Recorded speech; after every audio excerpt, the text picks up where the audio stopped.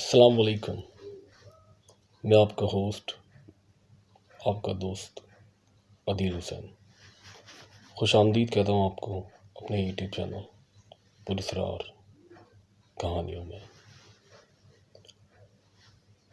उम्मीद करता हूँ आप सब खैरियत से होंगे।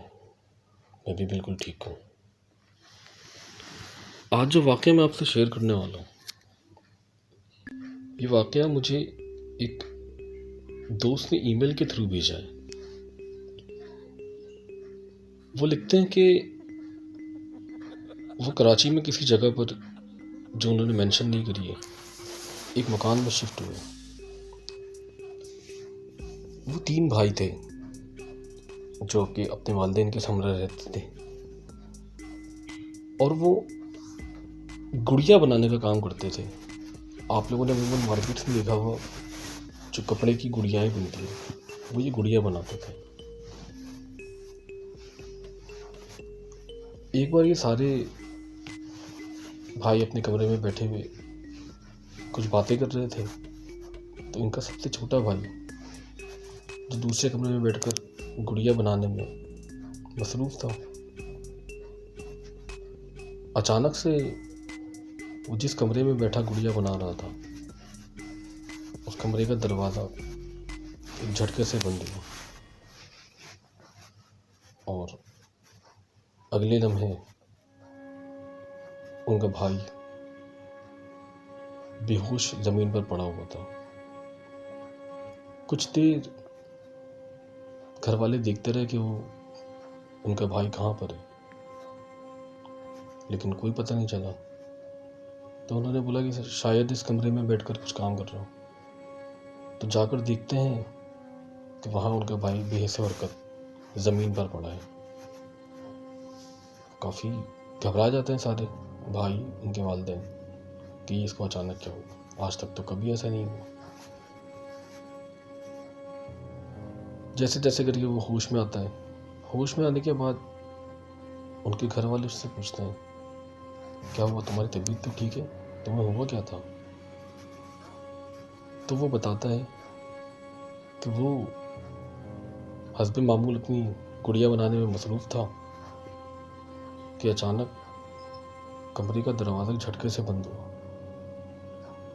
और किसी अनहोनी ताकत ने मुझे ज़ोरों से उठाया और दीवार से टकरा के मुझे छोड़ दिया।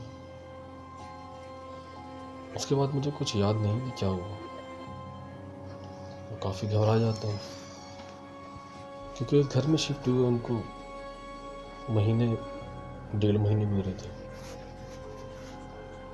मालूमात करने में पता चला उस घर का कोई ऐसा बैकग्राउंड भी नहीं था कि जो ऐसा लगता किसी को कि कोई हॉन्टेड या कोई ऐसी चीज़ उस घर में हो। फिलहाल मामला चलते रहे और फिर आए दिन उनके साथ ऐसे कोई न कोई वाक़यात होते रहते थे। कभी उनकी वालदा बीमार, उनका एक अच्छा चलता कारोबार बिल्कुल पस्ती की तरफ जाने लगा। कुछ लोगों को दिखवाया गया तो मालूम हुआ कि वहाँ पर किसी चीज़ का साया है जो उन्हें वहाँ रुकने नहीं देता, या वहाँ जो भी लोग आते हैं उन्हें रुकने नहीं देता। फिलहाल वो भी पूरी फैमिली एक जगह शिफ्ट हो गई। तो जो भाई मुझसे ये वाक़या शेयर कर रहे हैं, वो बताते हैं कि उसके बाद उस घर में एक और फैमिली आती है जिसमें एक बच्ची, जो कि आप कह सकते हैं थोड़ी कम जहन, हाफ मेंटल, या जो उस टाइप की बच्चियां होती हैं, ये बच्चे होते हैं जो मतलब मेंटली स्पेशली, आप कह सकते हैं कि स्पेशल बच्चे होते हैं, या वटेवर आप जो भी कह सकते हैं। तो उस घर में वो बच्ची भी थी एक। तो वो भाई बताते हैं कि उनके जो पेरेंट्स थे वो अक्सर ये देखा करते थे कि उनकी वो बच्ची किसी से आपस में बहुत देर बातें करती रहती। वो काफ़ी घबराते थे कि जब कमरे में कोई नहीं है, ये किससे बातें कर रही है। फिलहाल उन्होंने भी कुछ दिखवाया मौलानाओं को, आमिलों को बुलवा कर। तो उन्होंने कहा कि यहाँ पर कुछ है ऐसा जो आपको नुकसान तो नहीं पहुंचाता, लेकिन फ़िलहाल कुछ है ऐसा यहाँ।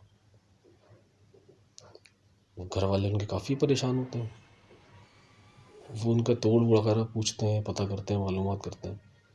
तो वहाँ पे जो मौलाना वगैरह आए थे उन्होंने उसका कुछ तोड़ किया, कुछ इल्म किए, और इसी दौरान वो फैमिली भी वहाँ से शिफ्ट हो गई। जो मौलाना ने तोड़ किया था वो बताते हैं कि कोई ऐसी चीज़ नहीं थी जो मतलब किसी को परेशान करे। हाँ, अगर उनके काम में कोई ऐसी डिस्टर्बेंस या उनके रहन सहन में कोई परेशानियाँ हो या वो चीज़ें करती हैं तो वो उनको ज़रूर नुकसान पहुँचाते हैं। आज भी वो घर आबाद है, वहाँ पर लोग अभी भी रहते हैं, नॉर्मल में रहते हैं, बिल्कुल रूटीन से, कोई ऐसी चीज़ें नहीं हुई कभी किसी के साथ। हाँ, अलबत्ता जो पहले जो कहानी लिखते हैं वो बताते हैं कि अब हमारे माशाल्लाह हालात बेहतर हैं, और उन्होंने बताया कि शायद भाई नापाकी की हालत में था वहाँ पर जब वो ये उसके साथ इंसिडेंट हुआ था, तो उसको नागवार गुजरा उनको कि वो जो भी चीज़ वहाँ पर या जो भी जन्नात या जो XYZ कोई चीज़ थी उनको नागवार गुजरी, तो उन्होंने उसको इस तरह नुकसान पहुँचाया जो कह सकते हैं कि उनके लिए शायद वार्निंग थी। और उसके बाद वो दूसरी जगह गए, माशाल्लाह सेट हैं, और अब सब कुछ सही है।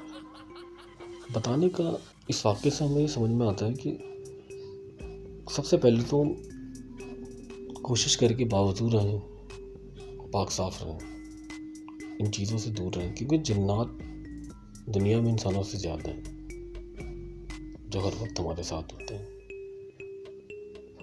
तो हमें चाहिए कि अपनी खुद भी सेफ्टी करें, क्योंकि जिन्नात का जिक्र तो कुरान शरीफ में मौजूद है।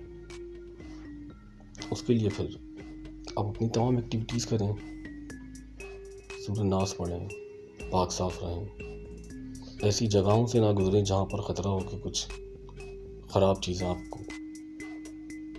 आपके ऊपर हावी हो सकती हैं। ये थी आज की कहानी। अगली कहानी के साथ आपसे फिर मिलेंगे। अगर आप लोगों के पास ऐसे अपने वाक़यात या ऐसी किसी की कहानी या ऐसी किसी की कोई बात हो तो आप हमसे शेयर करें। उसके लिए अबाउट की उसमें जाकर मेरा ईमेल एड्रेस है, वहाँ मुझे ईमेल कर सकते हैं। व्हाट्सएप नंबर है, आप मुझे व्हाट्सएप भी कर सकते हैं। अपना बहुत बहुत ख्याल रखिएगा, मुझे दुआ में याद रखिएगा। फिर मिलेंगे। अल्लाह हाफ़िज़। अल्लाह निगहबान।